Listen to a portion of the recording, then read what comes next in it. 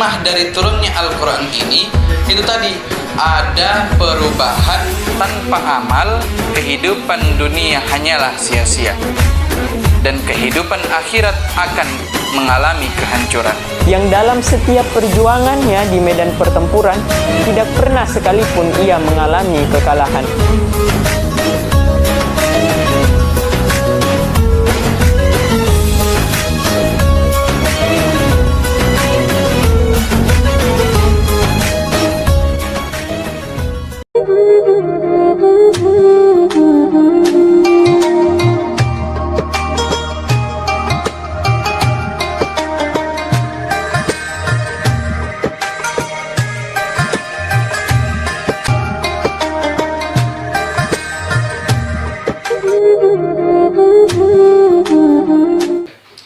Bismillahirrahmanirrahim. Assalamualaikum warahmatullahi wabarakatuh.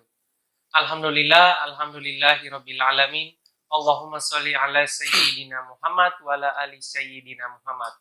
Ya sahabat, kita bertemu lagi pada program spesial Ramadan UPQ, Upgrade Pemahaman Al-Quran, bersama saya Muhammad Fatur Rahman dan Kak Muhammad Akbar Nasrullah. Assalamualaikum Kak. Waalaikumsalam.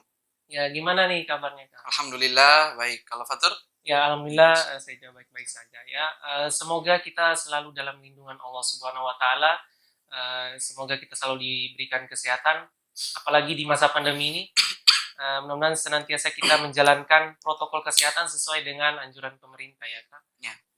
Ya, pada hari ini di awal-awal bulan Ramadan nih, kita akan membahas mengenai pemahaman umum tentang Al-Quran. Ya, sebelum ke judul kita hari ini, kayaknya tidak terasa sudah Ramadan lagi. Iya, sudah nggak terasa ya, sudah kita lalui sekolah ini apalagi secara daring ya.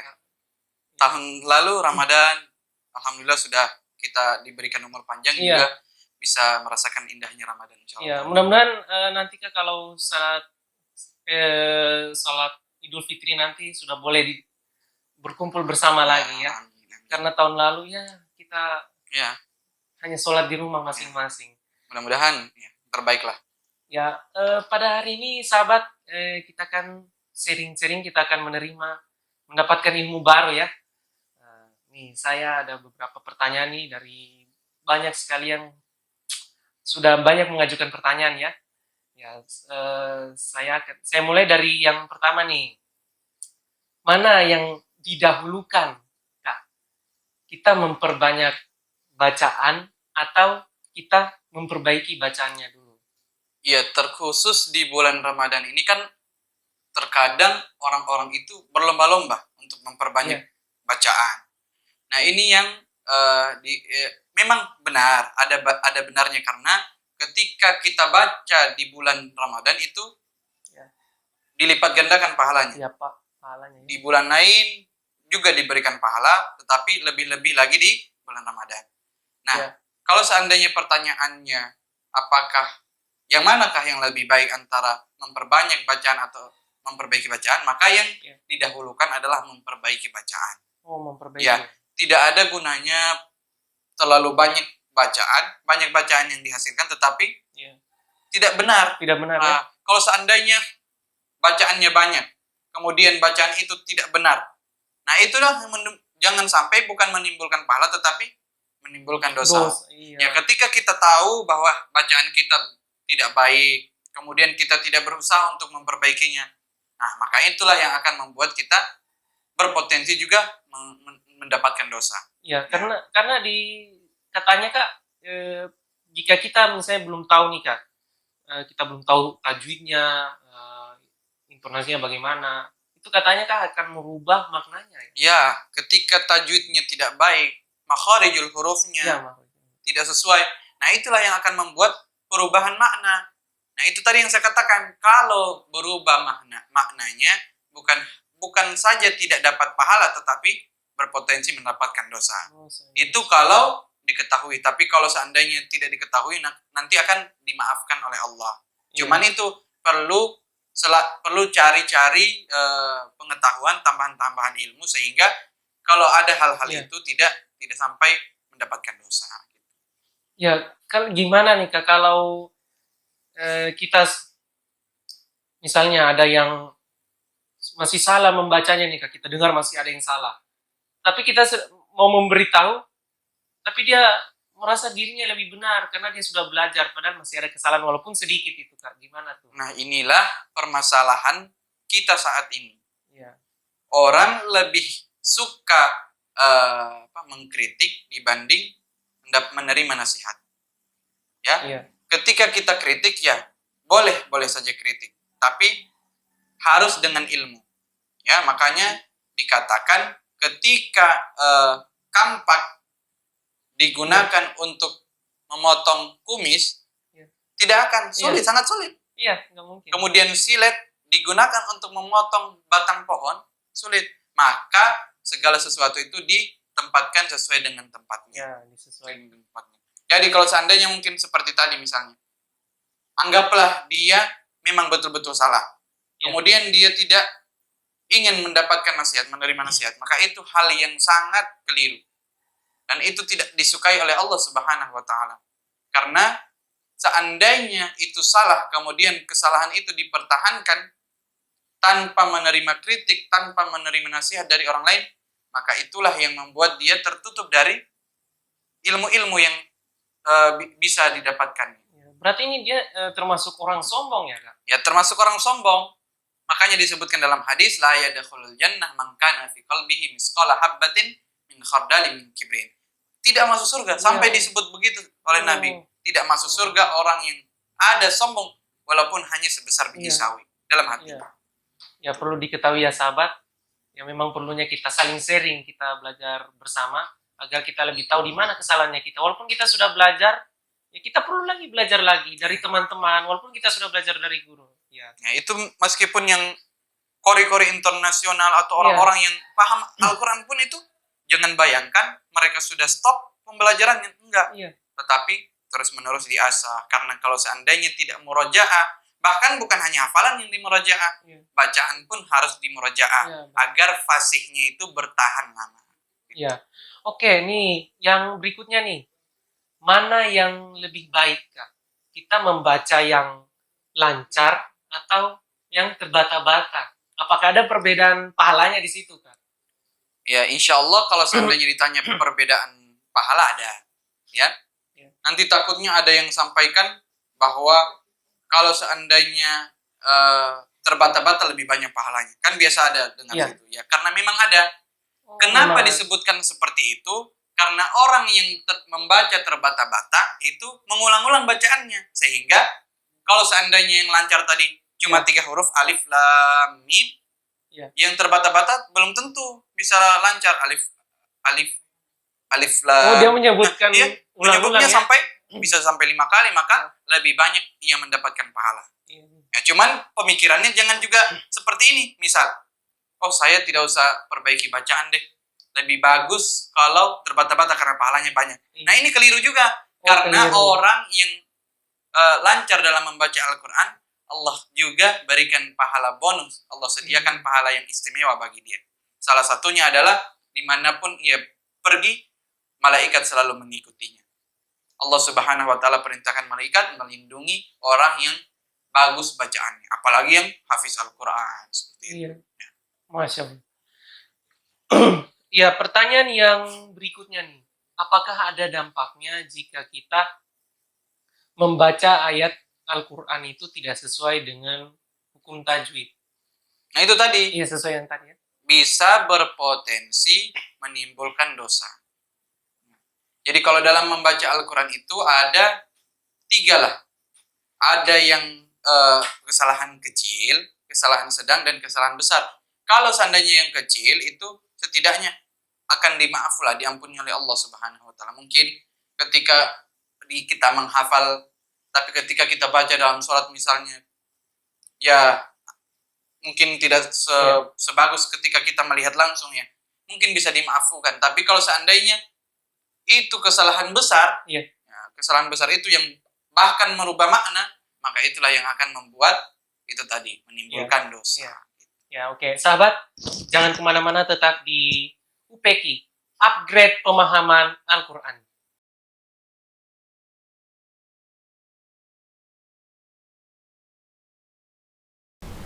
Vin, atas Vin. Nanti mit.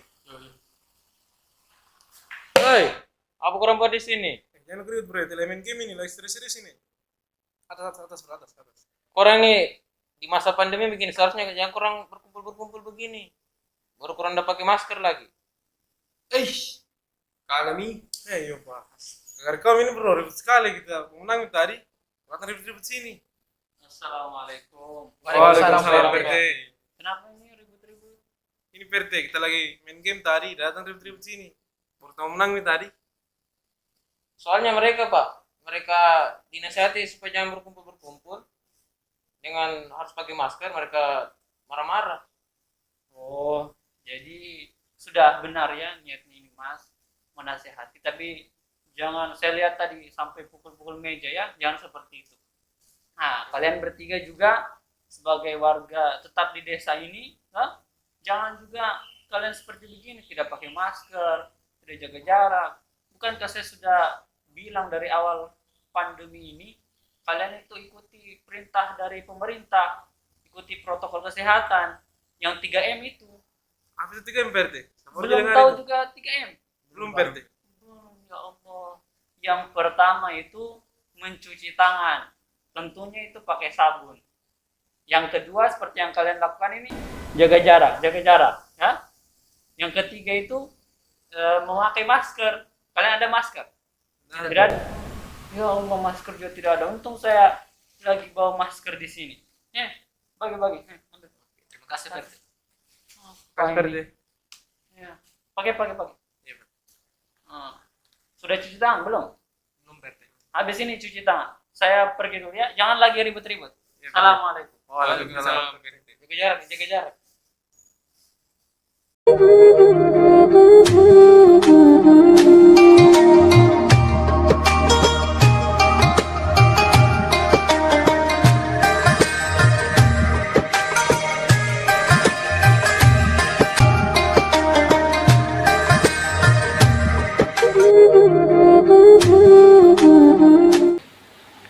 Sahabat, kita kembali lagi di program UPK, Upgrade Pemahaman Al-Quran.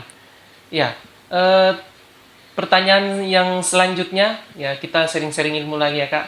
Ya, apakah termasuk boleh jika kita membaca Al-Quran di HP? Bagaimana tuh hukumnya nih Kak? Hukum membaca Al-Quran lewat handphone boleh. Mau handphone, mau laptop, mau alat-alat yang lainnya boleh. Selama syarat dan ketentuan berlaku. Ya. Maksudnya apa? Contoh misalnya, kita bawanya tidak sembarangan. Ya jangan sampai kan ini handphone kan biasa kita bawa kemana-mana. Bahkan ke toilet pun kita bawa. Nah ini syaratnya ketika kita misalnya ada Al-Quran, aplikasi Al-Quran dalam handphone kita, maka tidak boleh aplikasi itu dibuka ketika kita dalam toilet, misalnya gitu. Yeah. Kalau seandainya mungkin ditanya misalnya, yang mana afdol baca lewat handphone atau Al-Quran langsung, ya tentu Al-Quran langsung. Iya. Ya, tentu Al-Quran langsung. Cuman kalau seandainya tadi dibilang boleh, ya boleh. Dan itu juga lebih ringan kalau seandainya kemana-mana, naik gunung. Ya takutnya mungkin kalau dibawa ke gunung atau kemana-mana kan, biasanya kan ditindih itu Al-Quran. Iya, ya kan nggak mungkin ya kita isi di tas tertindih nanti. Nah, itu lebih amannya itu pakai Al-Quran. Handphone. Ya, kecuali mungkin sudah di tempat sudah disiapkan memang tempat yang khusus untuk Al-Qurannya. Itu aman, boleh-boleh saja dibawa ke luar-luar. Justru lebih baik lagi itu ya sahabat, karena kalau kita mendownload aplikasi Al-Quran di HP itu ya berarti kita di mana saja bisa membaca. Daripada download itu aplikasi. Ya, lebih baik ya ya. benar ya, ya. Nah, Itu sangat bermanfaat. Nah ini lagi Kak, misalnya kita sudah ngedownload ini, terus kita mau hapus lagi Kak. Nah gimana itu Kak hukumnya? Apalagi termasuk dosa juga, dihapus nih Al-Quran dari handphone. Ya kalau seandainya mungkin darurat misalnya ada file penting yang kalau file itu tidak ada, misalnya mungkin ada hal yang terjadi menyangkut mungkin nyawa atau hal-hal lain, nah intinya itu silahkan dihapus, tapi jangan sampai itu niatnya karena tidak mau baca Al-Quran lagi, tidak suka Al-Quran. Nah itu kan kembali lagi dari niatnya. Innamal a'malu binniyat. Kembali lagi kepada apa niatnya. Kalau seandainya niatnya memang baik karena darurat, hal-hal darurat, mungkin file yang perlu dimasukkan itu memang penting, berhubungan dengan nyawa mungkin, atau berhubungan dengan pekerjaan demi penghidupan, ya itu sah-sah saja. Yang penting setelah itu masalah terjadi, mungkin lebih bagusnya lagi di download, agar misalnya kalau bepergian kemana-mana ya dibaca-baca lah. Dibaca-baca ya. Ya tapi pentingnya juga yang penting harus ada Al-Quran yang kita baca. Ya oke, Kak. Nah ini menyangkut hukumnya. Jika kalau kita misalnya nih di HP yang ada aplikasi Al-Qurannya, kita taruh di kantong. Nah itu gimana tuh, Kak? Taruh di kantong, tapi jangan dihidupkan. Jangan dihidupkan, maksudnya ya, layarnya, tampilannya bukan tampilan Al-Quran. Lebih baik dimatikan, ya, matikan kemudian dimasukkan. Kenapa?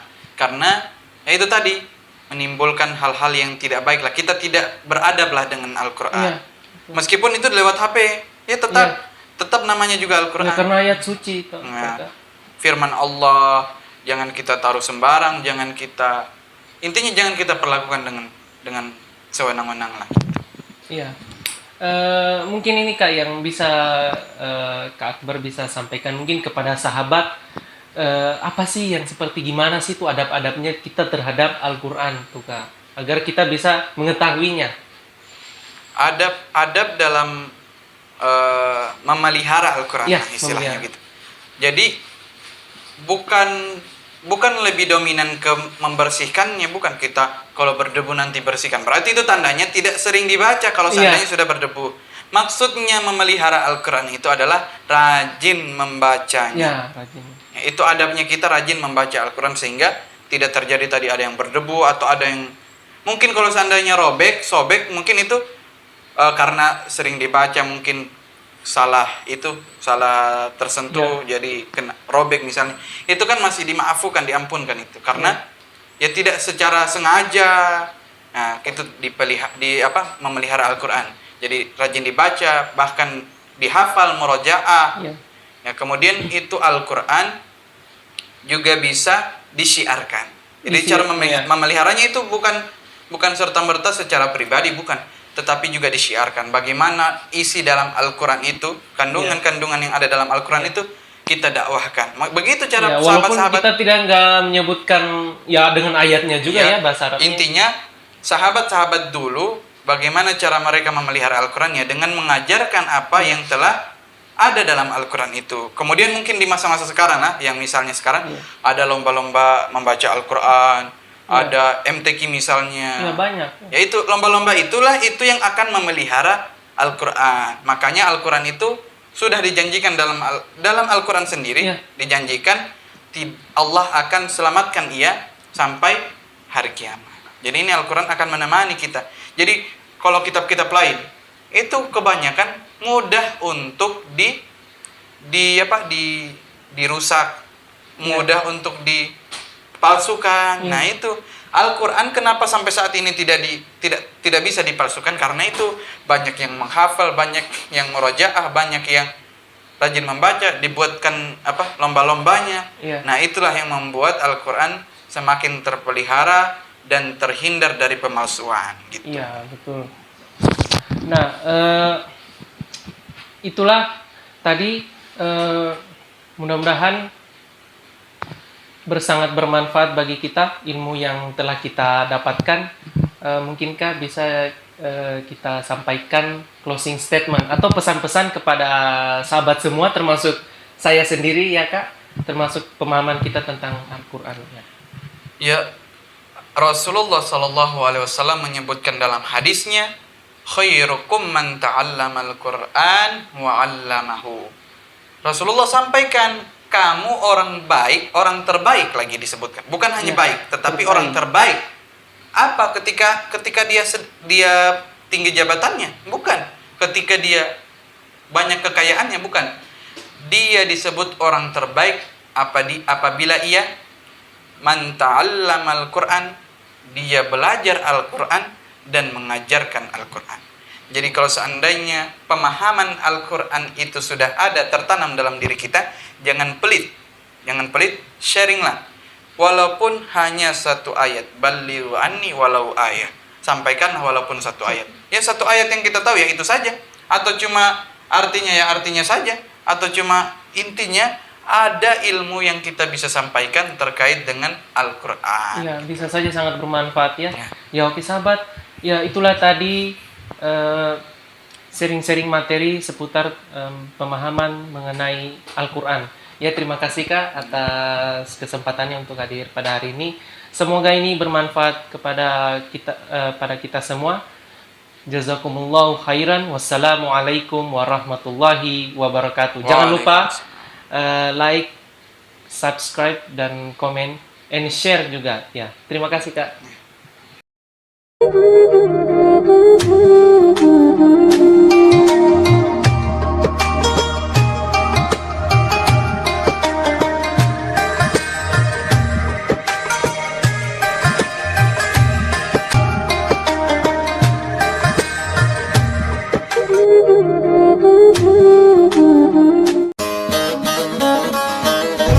Kami keluarga besar Majelis Anak Negeri mengucapkan selamat menunaikan ibadah puasa 1442 Hijriah 2021 Masehi. Sukses di dunia, mulia di akhirat.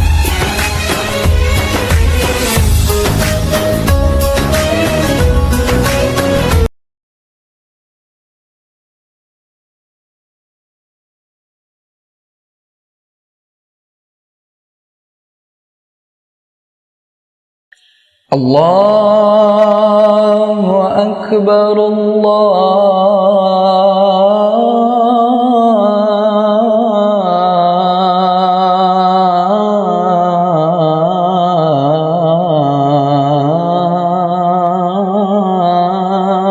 Akbar. Allahu Akbar,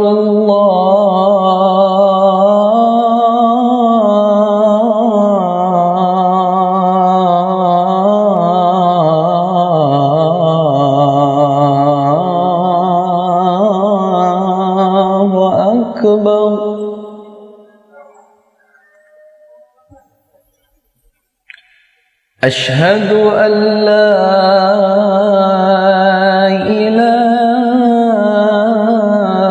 إله إلا الله.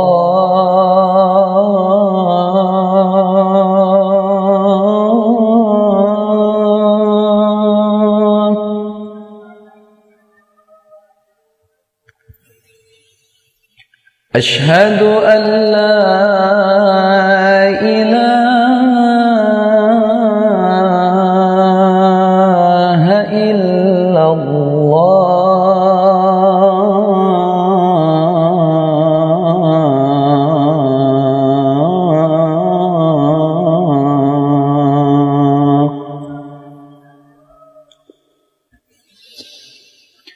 أشهد أن محمد رسول الله.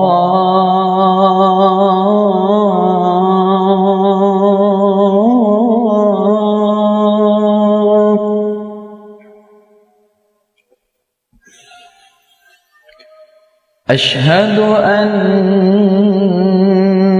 محمد رسول الله.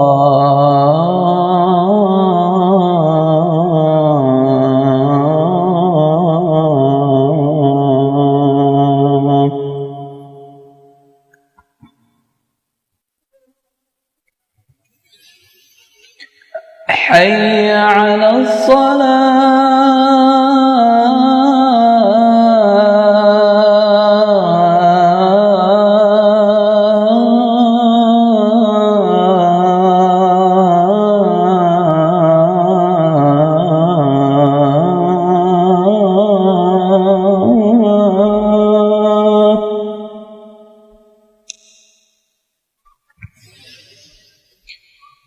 حي على الصلاة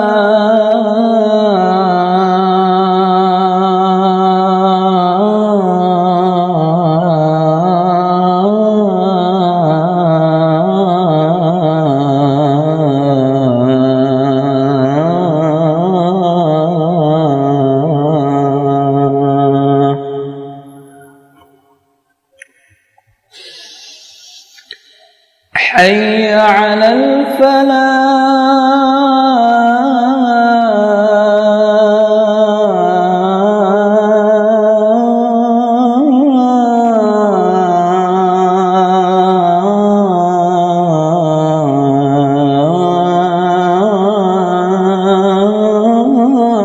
الفلاح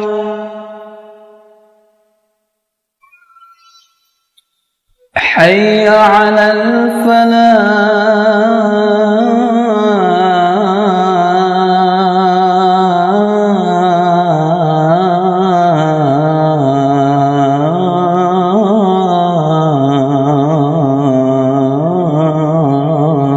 الفلاح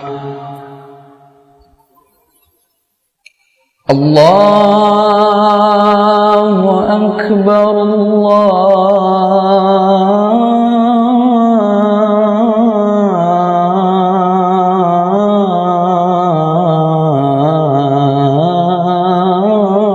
الله أكبر لا